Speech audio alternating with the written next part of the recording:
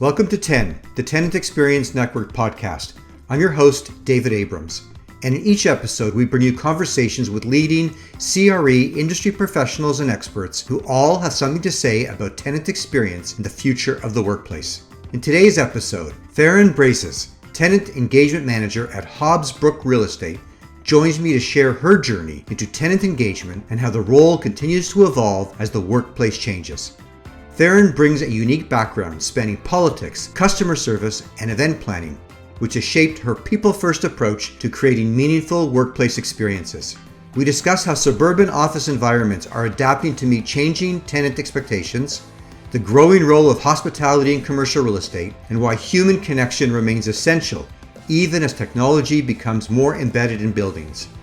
Faron shares insights on data integration challenges, sustainability initiatives, and how offices are becoming destinations rather than just places to work. She also explains how suburban office spaces are adapting to provide city-like conveniences for today's tenants. Continue listening for a conversation about where tenant engagement is headed and how authenticity, hospitality, and creativity are shaping the future of the workplace. And now I'd like to welcome to the show, Faron. I'm so glad you could be with us, and I'm really looking forward to our conversation today. How are you? Doing all right. How are you? I'm well, thank you. Let's jump right in. Let's start with your journey to your current position role. How did you get started in this business? I like to joke, like everyone I talk to is they just fall into it. So I kind of fell into it a bit. I started off actually in politics with campaigning, precinct analysis kind of stuff, and then moved into customer service and event planning and management, which isn't that big of a jump because essentially you're just taking like an asset or a person and, finding the best qualities and finding what people want and kind of meshing everything together. So it was pretty an easy jump. Right. And how long ago was that? Oh boy. So I think specifically in this, I've been doing it for 8 years now. Okay. And specifically in the tenant engagement, tenant appreciation, tenant experience role? Yep. So what does that journey look like? If you've been in it for 8 years now, thinking about when you first started to where we are today, any obvious sort of observations around how that role has progressed? Oh gosh, yes. So I started right before COVID. And Right. so you can imagine that, I mean, that disrupted everyone. But it was very interesting to come into it and see how things had been set up already, where tenant engagement was kind of, an ice cream social in the lobby. It was Right. having a gym.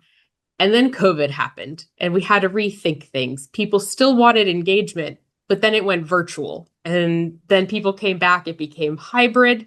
And now it's leaning more towards still in person, but still kind of has a little bit of that like hybrid aftertaste. And that's just been incredibly interesting. Just even rethinking how buildings are thought of essentially more as a destination and something that people want to go to instead Right. of just where their job is. Right. So tell me a little bit about the company that you're working with. A little bit unique in the commercial real estate space. From your perspective, how does it differentiate? And why have they latched on to this whole notion of customer experience and put a position in place that you've been able to occupy for so long now? So I work for Hobbs Brook Real Estate. We're based out of Waltham, Massachusetts, and primarily our assets are suburban. And so tenant engagement in the suburban area definitely exploded after COVID because you had everyone move out to the suburbs. But then when the mandate happened and people came back, they still wanted that like class A touch. They wanted to be able to walk out of the building and go to a restaurant. But you can imagine in a lot of suburban areas, you walk out of the building, there's a highway and a gas station just Right. down the road. And so I think Hobbs Brook has done a really good job of kind of refocusing that customer service aspect and going more from, landlord renter relationship Mm-hmm. into something where we want to provide those conveniences that people had in the city. And moreover, measure whether or not it's actually working or not. Because I think that's something in this particular like niche, like tenant engagement. It's one thing to throw events and to have a gym and to do all these things, but if it's actually making a difference, if you're actually seeing tenant renewals and new leases, that's all entirely different thing. Right. So I think we have a pretty good handle on that, and I definitely think that differentiates us, just this general approach and how much they're like putting into it. Right. All right. We'll go deeper into that. But before we do, I'm just curious, given that you sort of came from a different background, why do you think you've been successful in this role? What skills, experiences, mentors, colleagues, books, education, what do you think has positioned you for success here? I wear a lot of hats. Okay. And I generally don't look good in hats, but I have to wear them. And so I think coming from a more political data role has really helped in pushing like data analysis and proving all of the metrics that we're measuring within tenant engagement. I think the customer service obviously has really helped with just tenant relationships. There were two things that came to mind as far as things that kind of shaped that I think really helped me in this particular role. One of the event companies that I worked at, great owner, company had been around since the 50s. And he had this saying that he would always say anytime anyone questioned anything or something came up, he was like, this is happening, like XYZ, but we're going to make it happen. No matter what, we're going to make it happen. We're going to pivot. We're going to figure it out. The show must go on, essentially. Right. And I thought, and it's very simple, but I think it's very powerful because especially like in the event industry, you don't always have rain dates. You don't always have second opportunities. You have one thing and you need to make it happen. And, whether it's a vendor being late or, something with the emails not working and you're dealing with like thousands of people, the pressure is a little high, but you make it happen. And that kind of drive just to keep it going and to be creative, to think on your feet, I think has really helped.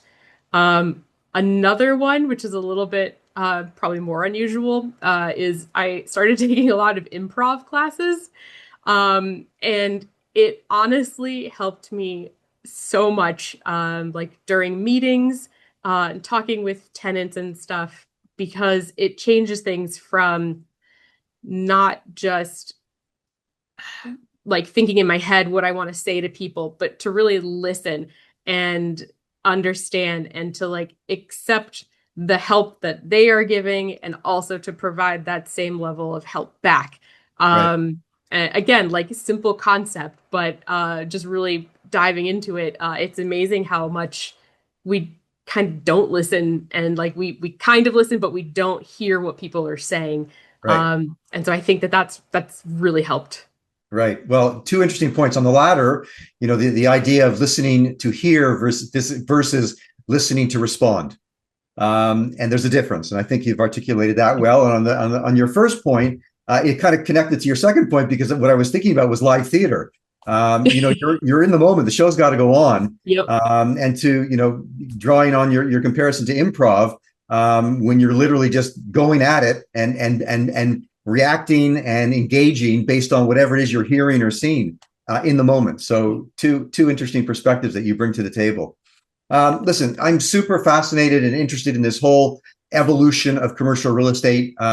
And you spoke about it, and I agree, that our job is to help make what we call places destinations of choice, a place where people want to be. And I think that in turn has really changed the focus of the core purpose of office. And you are certainly embedded in this whole world of suburban office.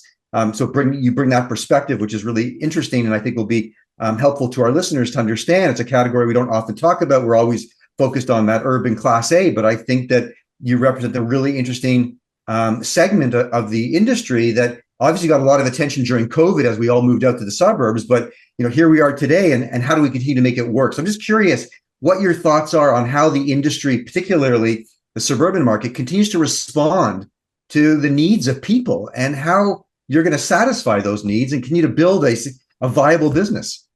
Yeah, great question. So it's funny. I was talking to a friend yesterday who works in prop tech, and Yep. he says that he goes into pitches with the strategy of presenting the good, the bad, and the ugly. Okay. And I thought it was very interesting, and it kind of applies here. We're currently buried in a lot of data, and all of it's valuable. But there's definitely a need for connection. In tenant engagement, you used to have ice cream socials, and that was your engagement program.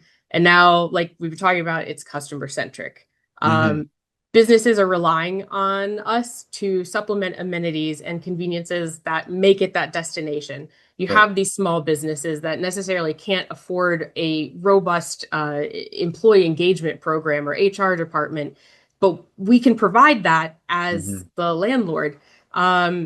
And so I think generally across the board, we're all adapting pretty well to this idea. We've accepted that we're more of an extension of our tenants and kind of a blend extension of our community as well.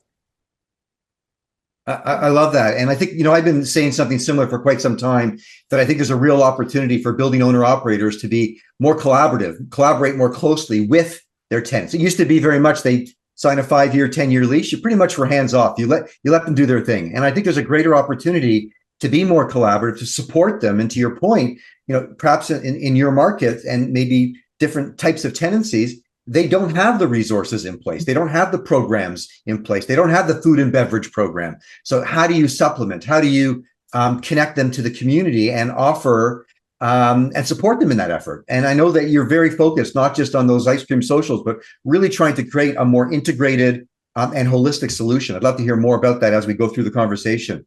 Yeah, of course. So, I think going forward, I think our customer, our tenants, they're going to expect this sort of one-stop, seamless and personalized solution that helps them enjoy their work experience even more. And so they're going to look for opportunities for greater connectedness, opportunities to foster more productivity, and ultimately just making it easier and better for them. And I believe that customer experience and engagement, one interaction at a time, will have an opportunity to move that needle. So I'm just curious what you think from a technology perspective. What are we doing really well? What is not working at all? And maybe what could we be doing better? So one thing that I want to state here that it's important to me being in tenant engagement is that human aspect of things, that as things like AI and geofencing and all of these things are really taking over conversations, it's really important to not lose sight of that. After COVID, we did polls, you can read it on news articles. The driving factor for people coming back into the office was knowing who was going to be there. It Okay. wasn't, the cafes, it wasn't hot desks, it wasn't anything like that. It was who's going to be there and like, do I want to be there? Right. Um, and so, with that in mind, I think new technologies that are going to be successful in driving improved customer experiences are the ones that really focus on ergonomic approaches and adaptation. So, designing buildings that work with people and not solely get in place for just being the new shiny thing on the market. Right. And I think this comes in the context of like everything from mobile wallets to efficient cafe checkout systems to keep the line moving, sensors so you can really understand like how your building is operating. And uh, some people have different opinions on this, but like AI and chatbots, I think one of the things that is working there is without losing the human touch is taking the burden of these repetitive, redundant questions off of the property management teams and um, giving tenants a really quick turnaround of an answer. Right. And again, it's not necessarily losing the human touch. It's just providing a faster customer service. Right. Um, I think when terms of like what's missing, I want to go back to the idea of like the good, the bad, and the ugly because I Okay. think that that's a good approach here. The good here is that tech is growing, it's being adopted. We're finally doing things. Um, it's moving from a luxury to an absolute necessity. I think more of the bad is that it's taken as long as it has to get here. And so now we have this backlog of tons and tons of data. And that's a massive undertaking to really organize it and to really make sense of everything. And so, like, and the ugly part is literally the data. Hundreds of independent prop tech companies are popping up and they're measuring different things, and each one is different and they all have their own benefits. But there is oftentimes a lack of a centralization of these things. Right. It's difficult to really understand a full holistic picture of your property and what's happening when you have all of these like unconnected data streams. So I think that is something that we're eventually going to see more of in the industry. So just kind of this overhaul on getting all of these data points put together. Yeah. I think that's a great insight. And I think that ultimately, you're always going to look for best in class partners. And it may not be the case that there's only one. It may be that you need to work with, 2 or 3. But I think the way the industry needs to evolve is we need to play better together in the sandbox. And I think that we need to not look at territorially at what we do, but also look holistically. And as we enter into partnerships with real estate operators and owners like yourself, you've got to understand that there's an ecosystem being created. And to the extent that we can look at the shared data between these platforms and then be able to take a visualization holistically, I think is going to provide far greater value to our partner. Yeah. Agreed. So, commercial real estate is going to continue to evolve. It represents significant opportunity for our industry. The fact that we're not stagnant and we're really moving much faster than we used to. Often the constraint might be budget or resources. So I'm going to give you an opportunity to dream a little. If I gave you a bucket of gold that provided unlimited resources, unlimited capital to maybe do some things that you maybe were on your radar, but you haven't been able to entertain to date. What are 1 or 2 examples of things that you would love to delve deeper into, that would position your business, your company for success over the next 3 to 5 years? Oh boy. I think we are, and I truly believe that we are doing a really good job at this. And the whole concept of destination office, bringing amenities and conveniences that people actually want to go to. So on that note, I think if money was absolutely no object, I would build out dedicated amenity spaces where people can come and get those things regularly. So we offer massages and manicures and bike tune-ups and all of these things. And sometimes it's difficult to find a space for it where that is central to everyone. Because we have, 7 or 8 buildings on this campus. So it's difficult. But if you have like a dedicated space for it, it becomes a little bit easier. And so I would just build out, I don't know, some kind of like grassy knoll with an amphitheater seating and just have a good place for everybody to connect. Yeah. So I think that would be fun. Tenants could rent it out. I think a second one is the use of green space for something more than just like 1 or 2, beehives on campus or a garden. We currently have a vegetable garden on campus, and it produces like hundreds of pounds of produce a year. And some of that gets split up between our cafe. Some of it goes to a local food bank, and some of it goes home with the tenants who kind of help manage and like weed and just kind of go out there to hang out. Right. I wish we had a ton of space to build a massive more farm, just to really maybe even like 50 to 60% of our food coming from there, and just kind of making this self-sustaining campus. I think would be just absolutely amazing. And, it goes with all the green and technology, that's prevalent today that people are wanting to see. And I think that would be a great.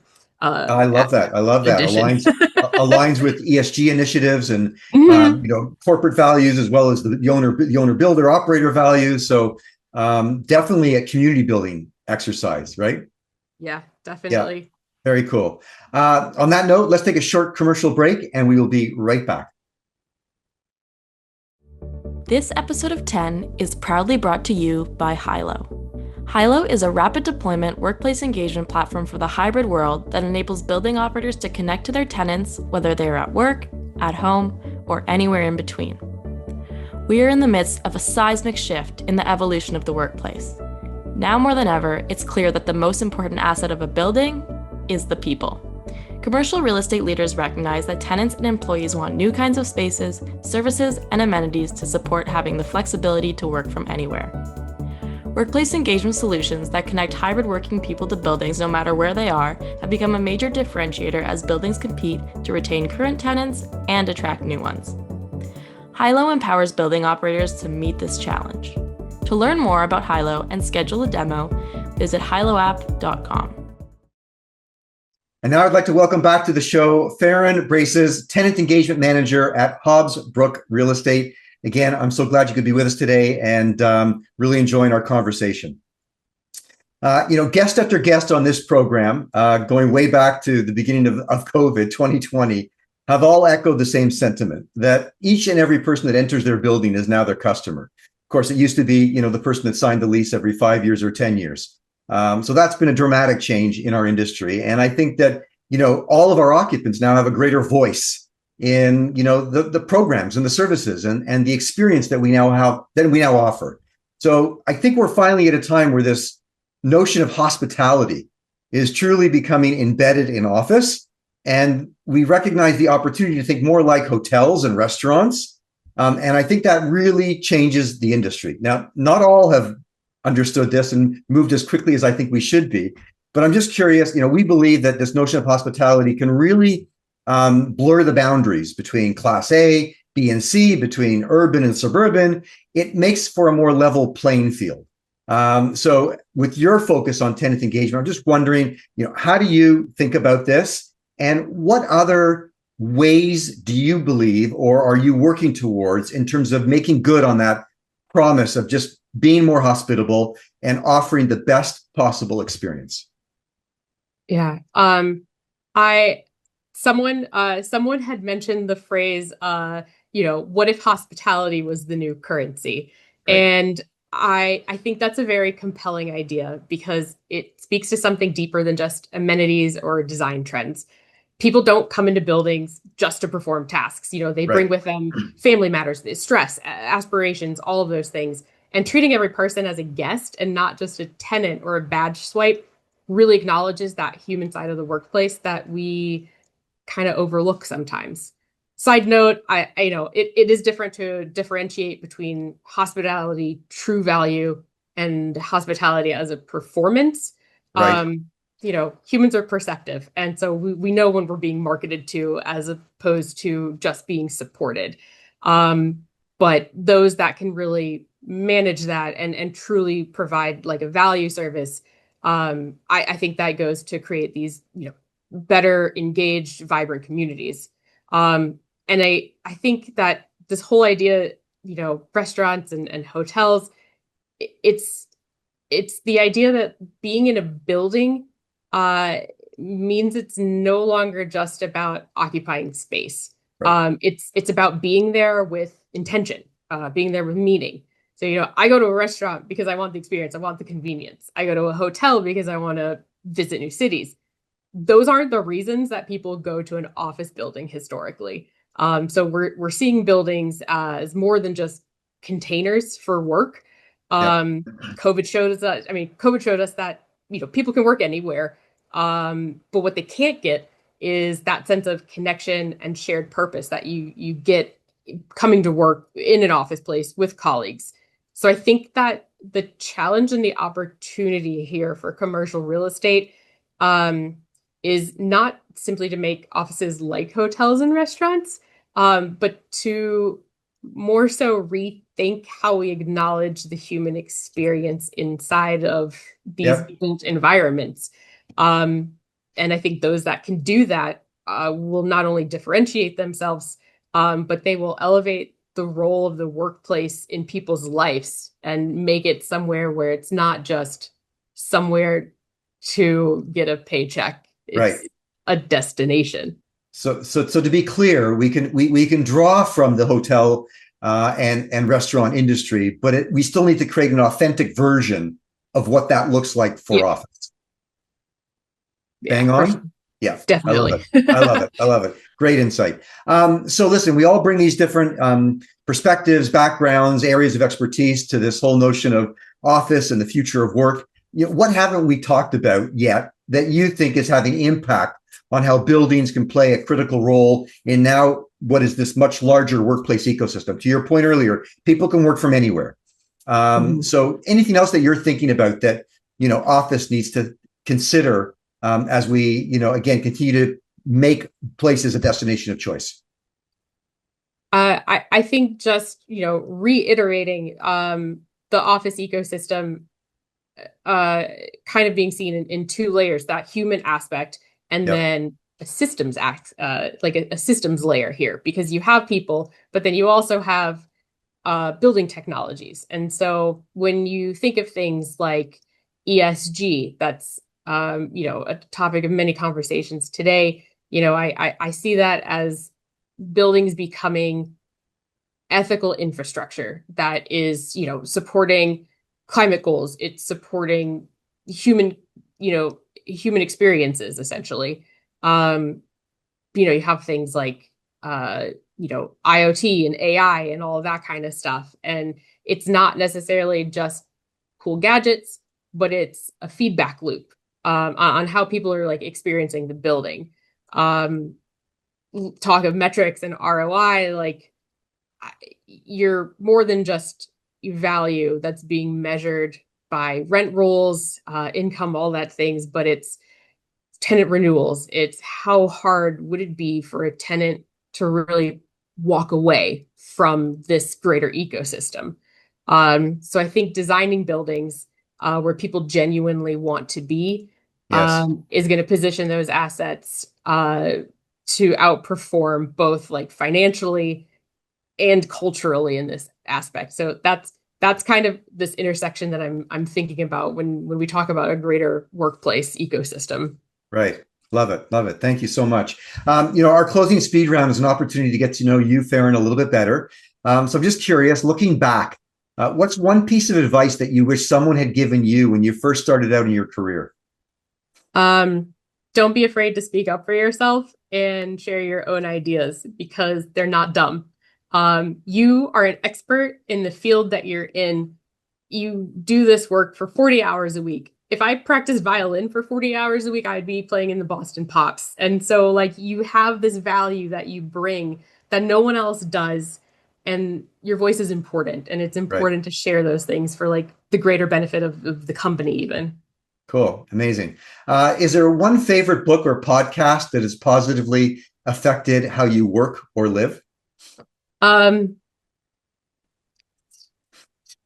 So I listen to a lot of philosophy and Dungeons and Dragons podcasts, so I'm not sure exactly what that says about me, but it does help me to think more creatively and to constantly be challenged of creating new things and being different. And I think that I do draw a lot of inspiration from that.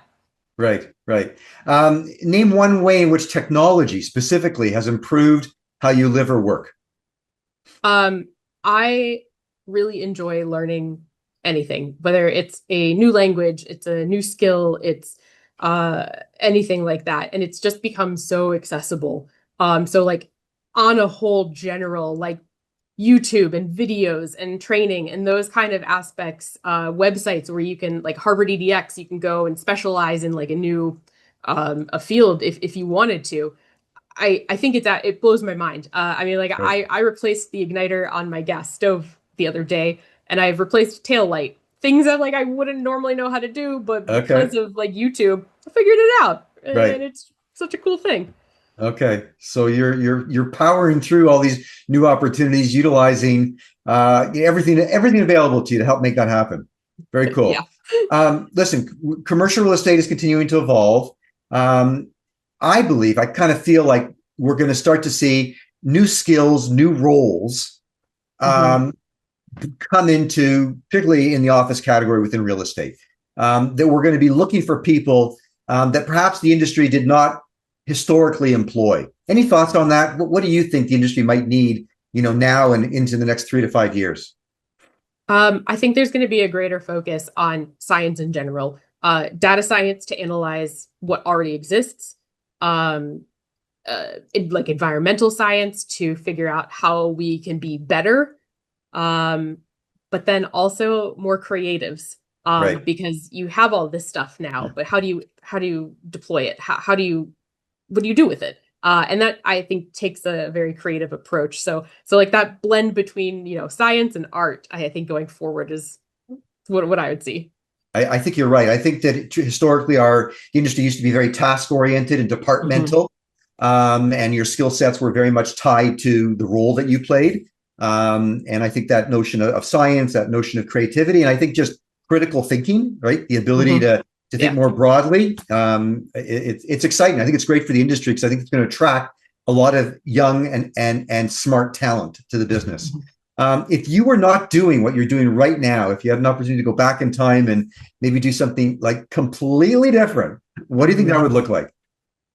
I think I would have go to art school, and I would become a painter, and I would just spend all day painting and making beautiful and thought-provoking pieces of art. I think that would be really fun. Is there a particular genre that inspires you? Is there an artist historically that you love?